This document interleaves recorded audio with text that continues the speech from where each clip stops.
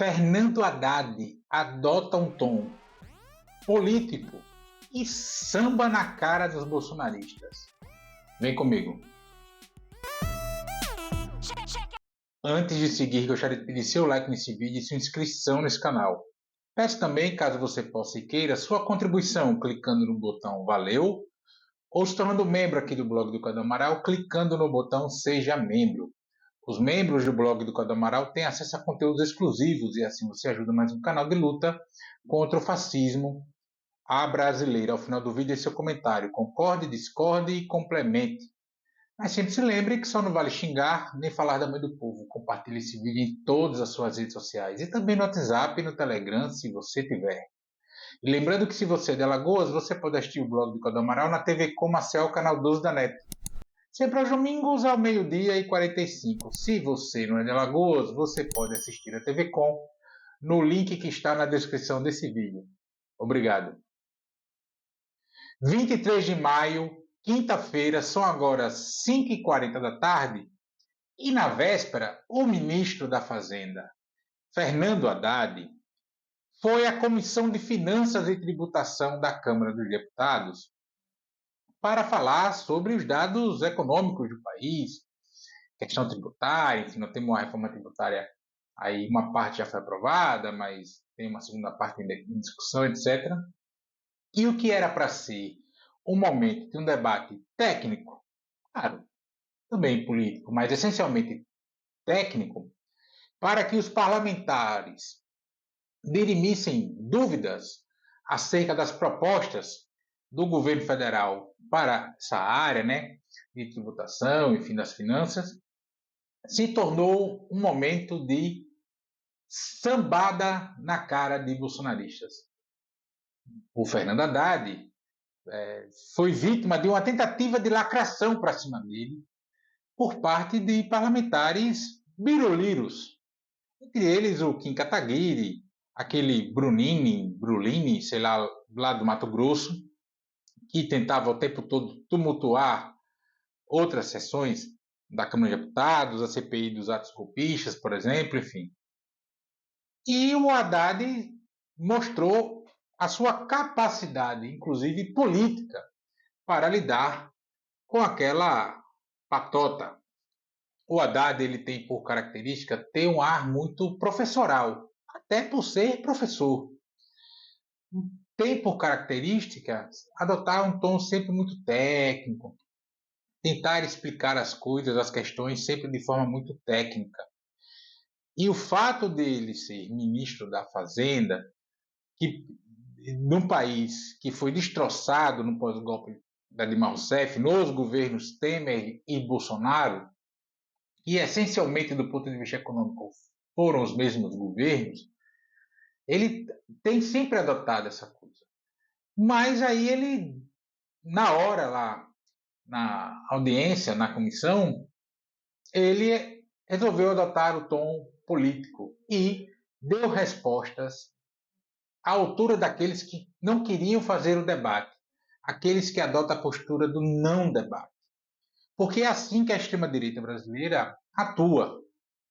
Pode ter alguma exceção aqui ou acolá, mas o comportamento médio dessas figuras da extrema-direita é sempre o do não debate, é sempre o do tumultuar. E, somado a esse momento que nós temos hoje, de mediatização da sociedade, com essa coisa das redes sociais, e em bom grau, com a imbecilização das pessoas, de como as pessoas inclusive consomem informação, etc., os caras planejaram ali fazer um monte de pergunta imbecilizada para gerar cortes para suas redes sociais, contando inclusive que o Haddad tentasse se comportar meramente como um professor que ele é, naquele jeito dele técnico, ponderado, de falar calma, etc. Só que aí o Fernando Haddad resolveu adotar o tom político.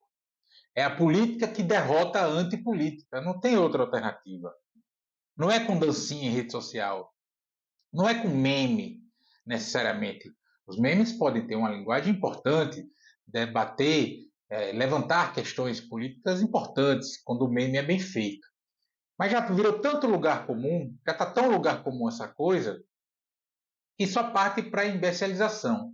Então o Haddad respondia as perguntas como elas deveriam ser respondidas do ponto de vista técnico, com dados, etc., mas também respondeu à altura do ponto de vista político. E se os caras adotam o não debate e uma pegada de galhofice, de galhofas, para debater questões sérias, o Haddad respondeu na mesma moeda, para que eles entendam que se quiser fazer o debate será de forma séria, mas se quiser vir com lacração, como ele disse para o Kim Kataguiri, para aquele moleque, que é um moleque, parar de lacrar nas redes sociais, o Haddad também responde no mesmo tom, né, dando lapada, como a gente costuma dizer aqui em Alagoas, dando lapada nos peitos dos caras, do tanto quanto.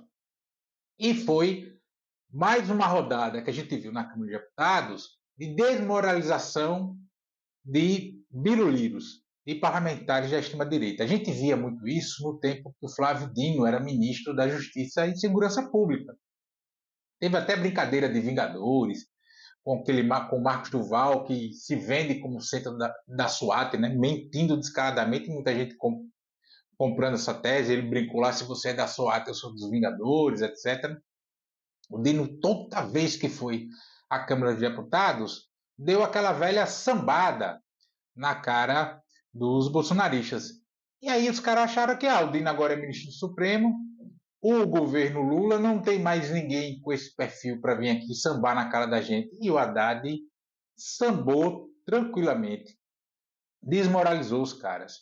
Na verdade, eu estou aqui, inclusive, puxando esse vídeo por essa questão do Fernando Haddad, mas isso é um problema muito sério.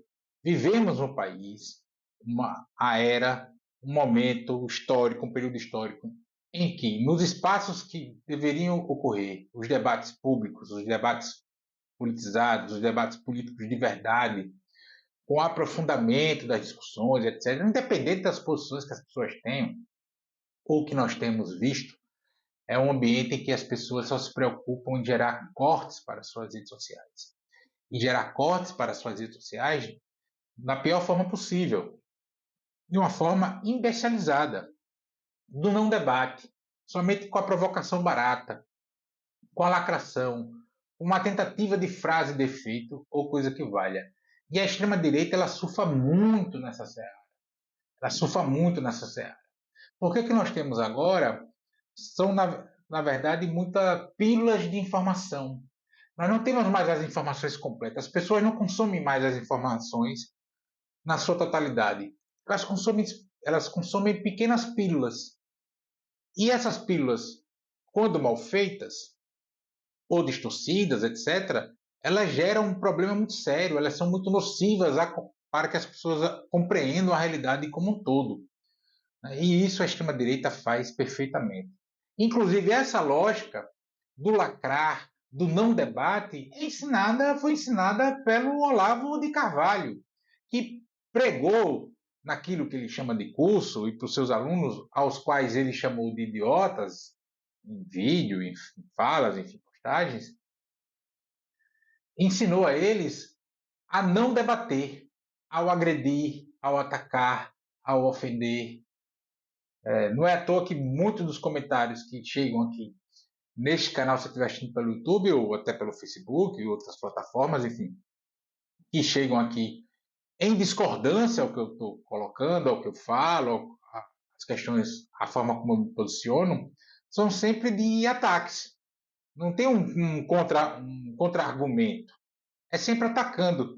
Às vezes ataca o meu sotaque, alguma palavra que, por exemplo, eu tenha falado no entendimento dele de forma errada, enfim. É sempre nesse sentido que as coisas acontecem. E os caras tentaram fazer isso com o Fernando Haddad. Em vez de eles escolhem, na verdade, figuras com alto grau de preparo intelectual e político para fazer as discussões, para tentar lacrar como se estivesse fazendo isso com os parceiros desses caras no meio da rua, na mesa de bar, numa praça, etc. Porque como esses caras não têm, sejamos francos, uma grande capacidade cognitiva, eles acham que todos são iguais a eles, né? Medem o todo pela própria régua e acabam se dando mal, muitas vezes. Foi assim com o Dino, com outros, etc. E é uma série de ministros no governo Lula, na verdade, eu acho que praticamente todos, que têm essa mesma capacidade desses caras tentarem lacrar, aparecer para cima deles e se darem muito mal, serem desmoralizados, como foram os bolsonaristas durante a participação do Fernando Haddad na Comissão de Finanças e Tributação da Câmara de Deputados, inclusive distorcendo o imposto estadual, que é o ICMS, falando besteira sobre as compras de até 50 dólares, enfim, nessas lojas de comércio eletrônico, né? Que é o Arthur Lira quer aprovar, o governo não quer, isso vai entrar em negociação, enfim, uma taxação aí para essas compras até 50 dólares.